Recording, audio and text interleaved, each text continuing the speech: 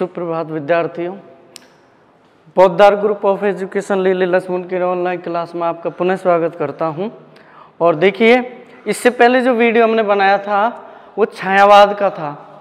छायावाद की जो श्रृंखला के 2 वीडियो पहले डाल चुका हूं। ये अंतिम वीडियो है जिसमें छायावाद का जो टॉपिक वो पूरा होने जा रहा है। तो हम पिछली बार क्या पढ़ रहे हैं? पिछली बार पढ़ रहे थे कि छायावाद की प्रमुख विशेषताएं, क्या विशेषताएं रही है। तो आगे 5 बिंदु हम पढ़ चुके, उसके कुछ बिंदु शेष हैं, उनको पढ़ते हैं, देखते हैं। छायावाद, छायावाद की विशेषताएं। छायावाद की प्रमुख विशेषताएं।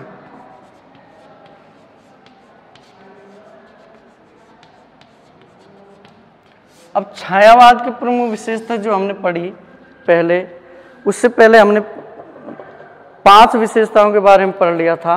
और उन 5 विशेषताओं के जैसे व्यक्तिवादिता, यानी इसमें व्यक्ति विशेष को ध्यान में रखकर इसका वर्णन किया जाता है। जैसे व्यक्ति विशेष के जैसे अंतःकरण की जो भावनात्मक प्रक्रिया है, जैसे करुणाएं, प्रेम है, संवेदनाएं, सुख दुख है, इनको व्यक्ति की जो ये भावात्मक जो संवेदनाएं, इनको व्यक्त करने के लिए छायावाद ही सबसे उत्तम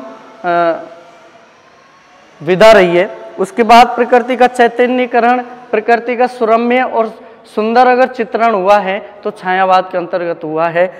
तीसरा बिंदु हमने पढ़ा था नारी के प्रति पवित्र और पूज्य भाव। छायावाद में नारी के प्रति पवित्रता और पूज्य भाव, क्योंकि छायावाद काल में ही नारी को पूर्ण रूप से पूजनीय माने जाने लगा।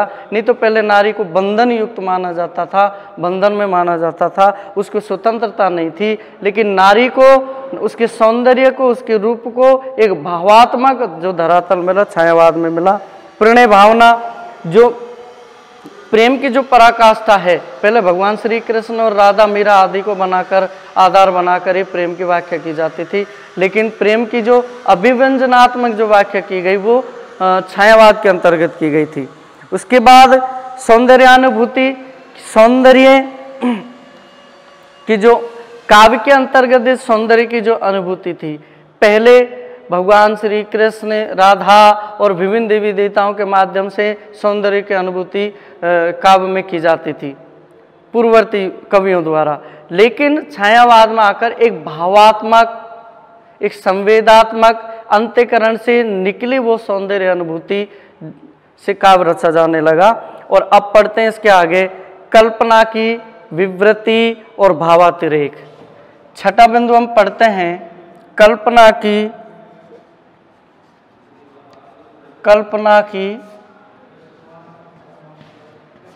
विवृत्ति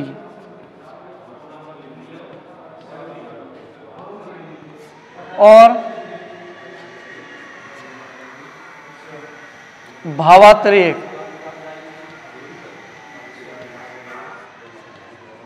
भावातिरेक, अब ये जो बिंदु है इस पर हम चर्चा करते हैं। कल्पना की विवृत्ति और भावातिरेक। हम ये जानते हैं छायावाद में कल्पना को ही प्रमुख आधार माना गया। छायावाद में कल्पना को अत्यधिक स्थान प्राप्त हुआ। कल्पना के आधार पर छायावाद में काव्य रचना अधिक लिखी जाने लगी। और कह सकते हैं कि छायावाद में, यानी छायावाद को कल्पना का पर्याय कहा जा सकता है। छायावाद में कल्पना को कविता का पर्याय कहा जा सकता है। यानी कल्पना अत्यधिक रूप से पंत, निराला जैसे महान कवियों की काव्य कृतियों में भी हमें कल्पना के उदाहरण देखने को मिलती हैं। प्रसाद ने, पंत ने, निराला ने अपनी छायावादी जो रचनाएं हैं उसमें कल्पना का भरपूर प्रयोग किया था, प्रचुरता देखी जा सकती है। छायावाद कवियों ने 20वीं शताब्दी में जो आंदोलन हुआ था, काव्य का आंदोलन जो हुआ था, वे स्वच्छंद प्रवेश की कल्पना थी। वे स्वच्छंद प्रवेश की कल्पना थी और इसी कल्पना के कारण उसमें एक ऐसी भावनात्मक अभिव्यक्ति पैदा हुई जिसमें हम मन की व्यथा, मन की पीड़ा, मन के भावों को उन कल्पनाओं के माध्यम से सहज रूप में काव्य में व्यक्त कर सकते हैं। पहले इससे पूर्ववर्ती जब काव्य को अगर हम देखते हैं तो उन काव्यों में कल्पनाओं की जो अतिरिक्तता थी वो बंधित थी। मतलब कल्पनाओं के इतने इर्द गिर्द नहीं साहित्यकार घुमा करता था, कल्पनाएं बंधित थी। कहने का मतलब है कल्पनाएं पहले मर्यादित थी, मर्यादा और नियमों के अनुसार काव्य सृजन बंधा हुआ था। लेकिन जैसे जैसे कल्पना छायावाद तक पहुंची, कल्पना के अनेक रंग हमको देखने को मिले, यानी विभिन्न प्रकार के रंग हमको देखने को मिले, और अनेक रंगों में मिलकर कल्पना एक सौंदर्य की अनुभूति प्रदान करने लगी, उसमें भावों का अतिरेक होने लगा। कहने कल्पना की विवृत्ति और भावों का अतिरेक, यानी कल्पना भाव प्रदान होने लगी कि जितना महान कल्पना, गहरी कल्पना से कवियों ने जो रचना लिखी है वो कल्पना उतनी भाव प्रदान मानी जाने लगी। तो छायावाद के जो कवि हुए हैं, छायावाद में कवियों ने कल्पनाओं का आधार बनाकर और उसमें भाव की अतिरेकता को स्थान दिया। ठीक है, तो ये जो विशेषता है छायावाद की, कल्पना की विवृत्ति और भावातिरेक। इसके बाद हम पढ़ते हैं अवसाद, नैराश्य और वेदना। इसके बाद हम जो अगला बिंदु लेते हैं अवसाद।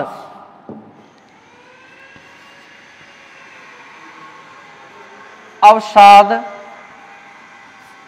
नैराश्य,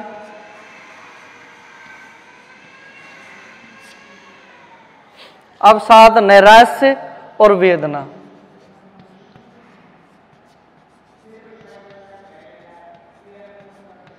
अब छायावाद के अंतर्गत ये तीन प्रकार की जो संवेदनाएं, भावें व्यक्ति के मन का, अवसाद, नैराश्य और वेदना, ये पीड़ा से संबंधित हैं, है ना।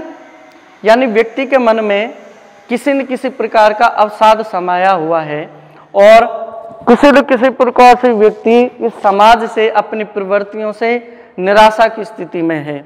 दूसरी बात वेदना, उसको समाज में रहते हुए अनेक वेदनाएं प्रताड़ित करती रहती हैं। इन सारी भावनाओं को, इन अंतःकरण की जो संवेदना है, इनको एक स्तर देने के लिए अंतर के अवसाद को, हृदय के नैराश्य को और मन की वेदना को प्रकट करने का आधार छायावादी जो कवि हैं उनको ही माना जाता है। उनकी कविताओं में जो अवसाद है, नैराश्य, वेदना है, जो मानव जीवन की भावनात्मक जो संवेदना है, उनको अपने तरीके से प्रस्तुत करने किया गया। किसमें? छायावाद युग में। छायावाद एक ऐसा काल है जिसमें यानी यथार्थवाद तो है ही, लेकिन कल्पना के आधार पर भावात्मक अनुभूतियों को स्पष्ट किया जाता है, प्रकट किया जाता है कि व्यक्ति के मन में क्या है, व्यक्ति के हृदय में क्या है। उन हृदयों की जो संवेदना है उनको बाहर निकाला जाता है। व्यक्ति किन किन अवसाद, किन किन निराशा और कैसी वेदना से प्रताड़ित है, उनको व्यक्त किया जाता है। कहने का मतलब कि व्यक्तिकता का जो पहलू पंत प्रसाद निराला की कविता में देखा जाता है। व्यक्तिकता का, व्यक्ति क्या है, व्यक्तिवाद क्या है, व्यक्ति के विभिन्न आयाम क्या हो सकते हैं। जो व्यक्तिवाद के जो अंदर आंतरिक जो गुण हैं, संवेदनाएं, भाव हैं, स्थितियां हैं, सोच है, समझ है, उसको व्यक्त करने के लिए पंत ने, निराला ने, जयशंकर प्रसाद जी ने अपनी कविता में रखा। और कि कवि कहता है कि समझ में वेदना, नैराश्य और अवसाद की जो भावना है वो आलोचिका में दो कारणों से आई। दो कारण कौन से? एक तो जीवनगत असफलता के कारण, एक जीवनगत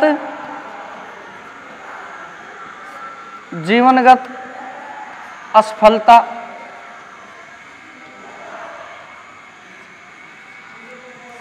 जीवनगत असफलता। दूसरी स्थिति क्या है कि जीवन में असफलता क्यों मिलती है, किस कारण से मिलती है, उसका कारण क्या है विशेष।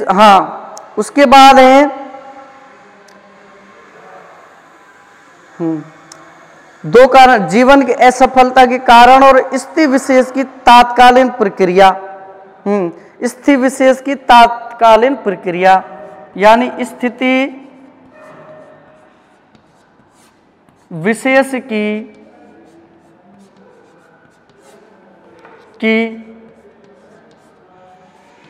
तात्कालीन प्रक्रिया। अब इन दो चीजों पर हम फोकस करते हैं। जीवनगत असफलताएं, व्यक्ति के जीवन में बहुत सारी असफलताएं आती हैं, उसको देखने को मिलती है, लेकिन वो असफलताएं किस प्रकार की हो सकती है कि व्यक्ति अपने जीवन में कितने आंदोलन, कितने संघर्ष करता है और उसमें उसे कहीं न कहीं असफलताएं जरूर मिलती है, और उन असफलताओं से व्यक्ति अवसाद की स्थिति में पहुंच जाता है, नैराश्य की स्थिति में पहुंच जाता है, उसके हृदय में वेदना होती है। कब? जब जीवनगत असफलताएं व्यक्ति को मिलती हैं। उन असफलताओं से, उन असफलताओं का भावनात्मक अवसाद की स्थिति, नैराश्य की स्थिति, वेदना की स्थिति को व्यक्त करने का जो साधन है, व्यक्ति के आंतरिक भावों को व्यक्त करने का जो रास्ता है, जो विधा है, वो छायावाद है। वो छायावाद ही सर्वोत्तम विधा मानी जाती है। दूसरी बात है स्थिति विशेष की तात्कालीन प्रक्रिया, कि व्यक्ति किस स्थिति विशेष में है, उसकी तात्कालीन प्रक्रिया क्या हो सकती है। व्यक्ति अगर प्रसन्नता का भाव, प्रसन्नता की वस्तु देखता है, खुशी का माहौल अगर उसे मिलता है तो वो प्रसन्न होता है। उसके सामने जीवन संघर्ष, जटिलताएं आती हैं तो वो निराश हो जाता है, पीड़ित हो जाता है। तो इस तरह की जो तात्कालीन, जो तथाकथित परिस्थितियां, उनको देखकर जो तात्कालीन क्या प्रक्रिया होती है, उस भाव को छायावाद में प्रमुखता से देखा जाता है। ये छायावाद की 7वीं विशेषता हो गई। इस प्रकार छायावाद की 7वीं विशेषता हम देखते हैं। अगला बिंदु देखते हैं। अगला बिंदु क्या है वो हम देखते हैं।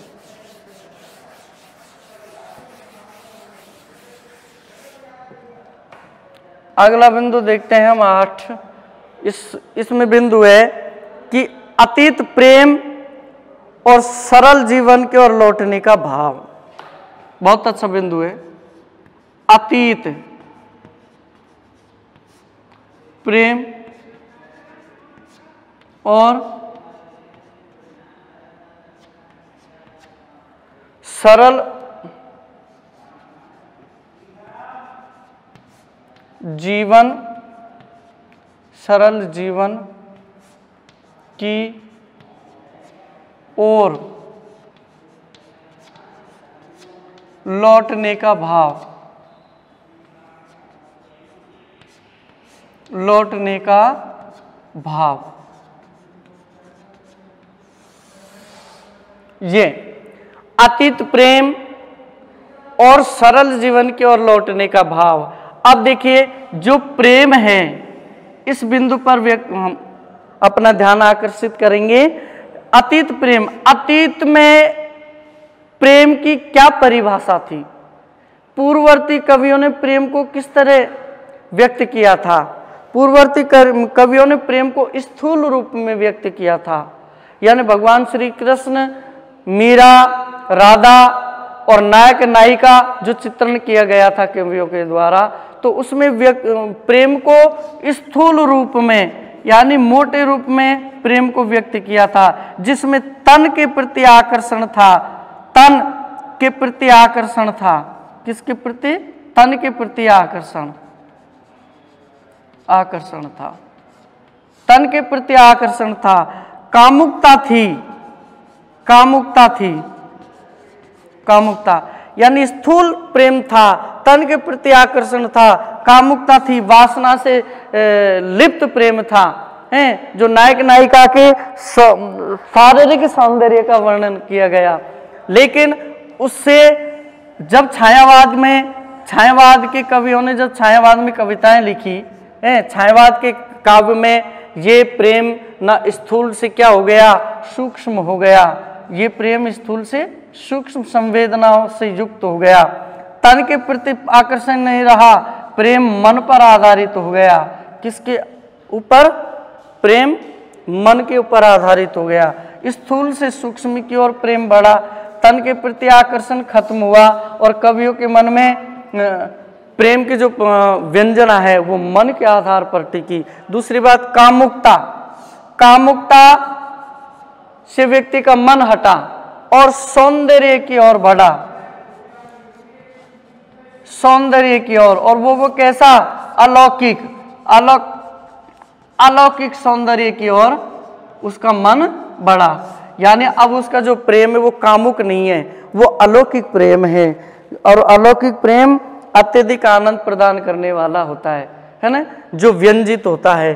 अब ये अतीत प्रेम है। उसके बाद सरल जीवन की ओर लौटने का भाव, यानी अगर हम छावा से पहले के काव्य में देखें, रीति काल में अगर हम देखें तो रीति काल में जो काव्य रचना लिखी गई उनमें वो आलंकारिक अधिक थी, आलंकारिक अधिक थी, उसमें अलंकारों का प्रयोग अत्यधिक किया गया। रूप सौंदर्य का वर्णन उसमें स्थूलता, तन के प्रति आकर्षण था, कामुकता थी। और जीवन की जटिलताएं, जीवन की जो जटिलताएं हैं उनको जटिल तरीके से कवियों ने व्यक्त किया। लेकिन वहां व्यक्ति की जो जटिलता है वो यथार्थवादी जटिलता थी। लेकिन जब कवियों ने एक ऐसे विधा को एक ऐसे युग में आकर एक ऐसा पथ, एक ऐसा मार्ग प्रशस्त किया जहां जीवन को अत्यंत सरल ढंग से जिया जा सके, जीवन के जो भाव हैं, जीवन के जो मतलब हैं, उद्देश्य हैं, उनको सरल तरीके से जिया जा सकता है, सरल तरीके से व्यक्त किया जा सकता है। अपने जो जीवन की जटिलता है, जीवन का जो संघर्ष है, उनको सरल शब्दों में यानी कोमल भावों के साथ व्यंजित किया जा सकता है ना। तो यही आगे के जो कवि आए, छायावाद के कवियों ने जीवन की जो जटिलता है उसको सरल किया और जीवन की जो संघर्ष है, जीवन की जो उद्देश्य है, उनको सरल शब्दों में व्यक्त किया और कोमल कांत पदावली में व्यक्त किया, कोमल भावों से व्यंजित होकर व्यक्त किया, जिससे कि हर व्यक्ति को उस जीवन की जो जटिलता है वो कर्कश ना लगे, अखरे नहीं, है ना। इस तरह के भाव और इस तरह की काव्य रचना छायावाद की प्रमुख विशेषताएं होती हैं, ठीक है ना। अब उसके बाद हम देखते हैं वैचारिक प्रवृत्तियां। वैचारिक प्रवृत्तियां क्या रही छायावाद में, यह देखते हैं। छायावाद में वैचारिक प्रवृत्तियां क्या रही?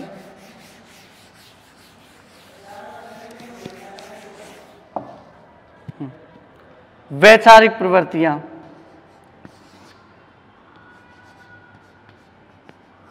वैचारिक प्रवृत्तियां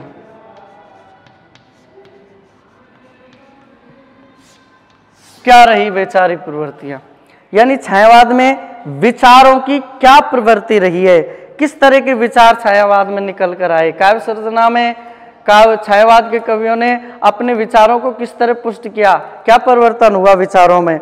छायावाद में सबसे पहले आया था अद्वैत दर्शन, अद्वैत दर्शन,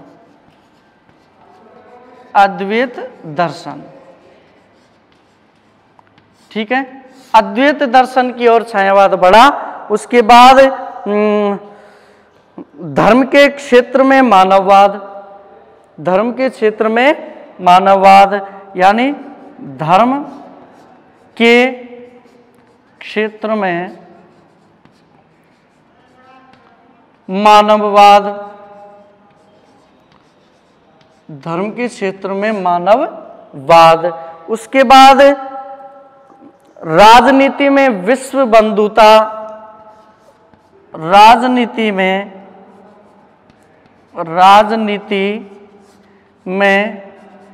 विश्व बंधुता,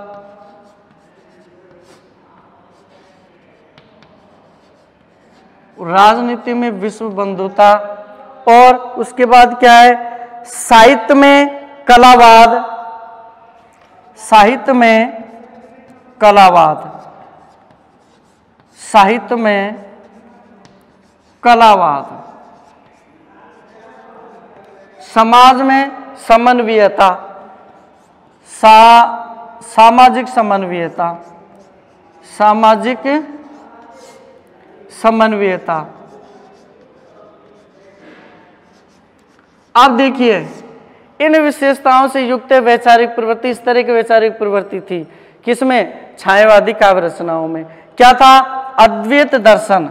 द्वैत का मतलब होता है एक से अनेक, अद्वैत का मतलब एक ही दर्शन को मानने की चेष्टा की गई। किसमें? छायावादी रचनाओं में। छायावादी रचनाकारों ने अद्वैत दर्शन की सभी एक है, शक्ति सब लोगों की, चाहे भले ही सब लोग किसी भी तरह की या किसी पंथ वर्ग को मानते हो, लेकिन सारी जो भावनात्मक है, जो चिंतन है, जो सोच विचारधारा है, वो सबकी एक होती है। तो अद्वैत दर्शन की ओर उन्होंने, अद्वैत दर्शन इसकी प्रमुख विशेषता रही। धर्म के क्षेत्र में मानववाद और धर्म के क्षेत्र में न जातिवाद था, न धर्म की कट्टरता थी, न धर्म की अलग अलग मान्यताएं थी, लेकिन जो धर्म है, धर्म में सर्वोपरि, सभी धर्मों में सर्वोपरि जो चीज मानी छायावाद में, वो मानी मानववाद।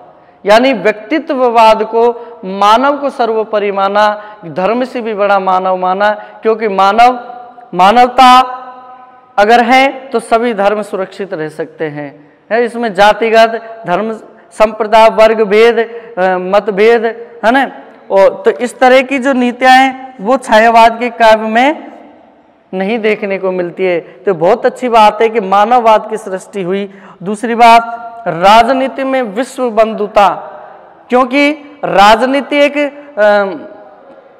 छल कपट और अवसर की वस्तु है, यानी जिसको जैसा अवसर मिला, शक्ति का, बल प्रदर्शन का, छल कपट का, धोखेबाजी का, ये विषय है राजनीति।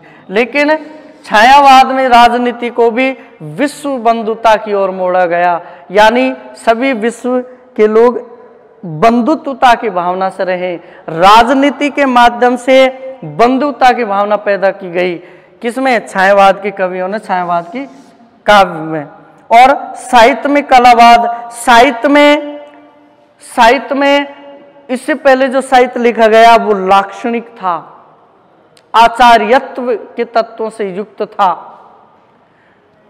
काव्य शास्त्र के गुणों से युक्त था, व्याकरणिक था, और विभिन्न संप्रदायों से निर्मित था। कहने का मतलब है इसमें रचनात्मकता अधिक थी, इसलिए वो जटिल था, समझने में असहज था। लेकिन छायावाद में साहित्य की जटिलता खत्म हुई। छायावाद में साहित्य मुक्त हो गया, खुले आकाश में साहित्य लिखा जाने लगा, और साहित्य में व्याकरणिक छंदबद्धता को तोड़कर एक कलात्मकता का प्रदर्शन देखने को मिला। यानी साहित्य कलात्मक हो गया, साहित्य में कला की श्रेष्ठता सिद्धि की गई छायावाद के कवियों ने। उसके बाद सामाजिक समन्वयता, समाज में जो समन्वयता, आपसी भाईचारा है, प्रेम मिलाप है, समरसता है, ये छायावाद के कवियों में देखने को मिलते। छायावाद के कविताओं की, जो छायावाद की जो कविता है, काव्य रचना है, उनमें सामाजिक समन्वयता को बहुत बखूबी रूप से देखा जा सकता है। ये वैचारिक प्रवृत्ति रही है छायावाद की। और विद्वान कहते हैं कि ये काव्यधारा अद्वैतवाद में विश्वास करती है, अथवा भारतीय सर्वात्मवाद का पोषक है। यानी भारतीय सर्वात्मवाद, भारतीय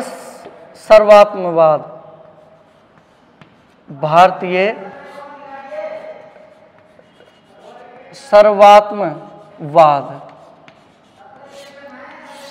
यानी भारतीय सर्वात्म, सभी भारतीय एक ही वाद को मानने वाले हैं, सभी एक ही जैसे, सब में समन्वय की भावना है, सभी उद्देश्यों को और सभी नियमों को, विधाओं को मानने वाले हैं, सभी धर्मों की सम्मान करते हैं। तो ये भारतीय सर्वात्मवाद की बात जो देखी जाती है वो छायावाद की प्रमुख विशेषता रही है।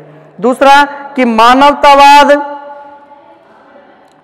और भारतीय नवजागरण, मानवतावाद छायावाद की प्रमुख विशेषता है। भारतीय नवजागरण यानी भारत के लोगों में धर्म के प्रति, कर्म के प्रति, चिंतन के प्रति जो नया जागरण हुआ वो इस छायावाद की ही देन है। सांस्कृतिक नवोत्थान और संस्कृति, भारतीय संस्कृति का जो नव उत्थान हुआ है वो छायावाद के कवियों के द्वारा छायावाद की रचनाओं में प्रमुखता से देखा जा सकता है।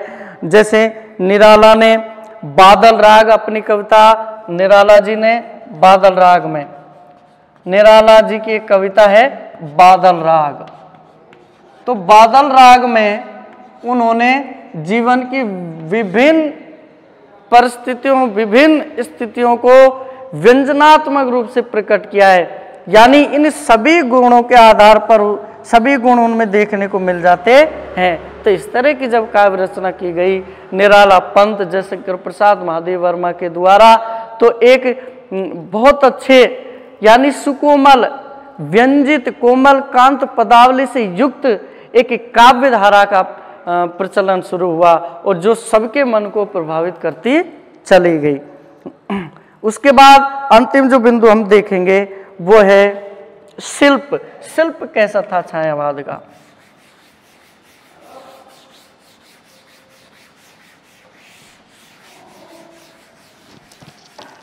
छायावाद का शिल्प क्या था वो शिल्प हम देखेंगे।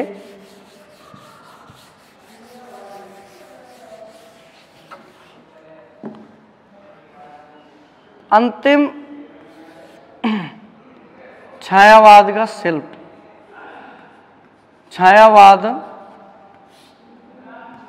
शिल्प क्या है? छायावाद में कैसा शिल्प था?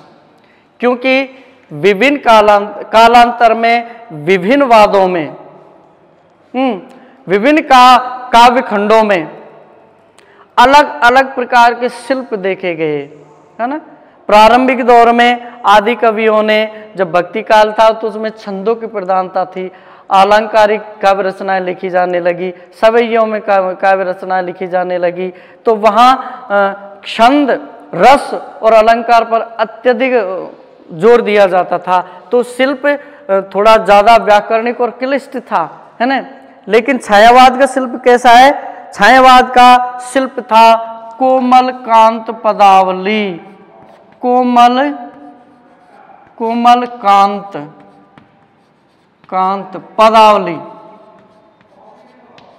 कोमल कांत पदावली। यानी इसमें कोमल शब्द, सहज शब्द, पदावलियों का प्रयोग होता है।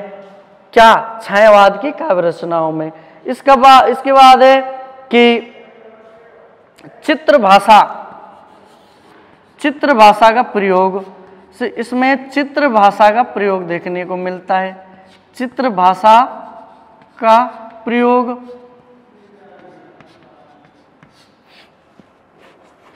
चित्र भाषा का प्रयोग, कोमल कांत पदावली, चित्र भाषा का प्रयोग और लाक्षणिकता। और क्या रही? नंबर 3 लाक्षणिकता।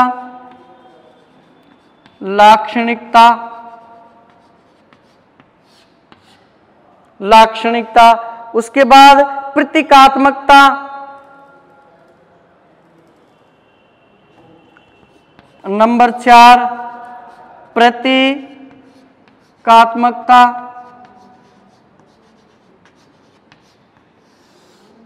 नंबर 5 अलंकारिकता,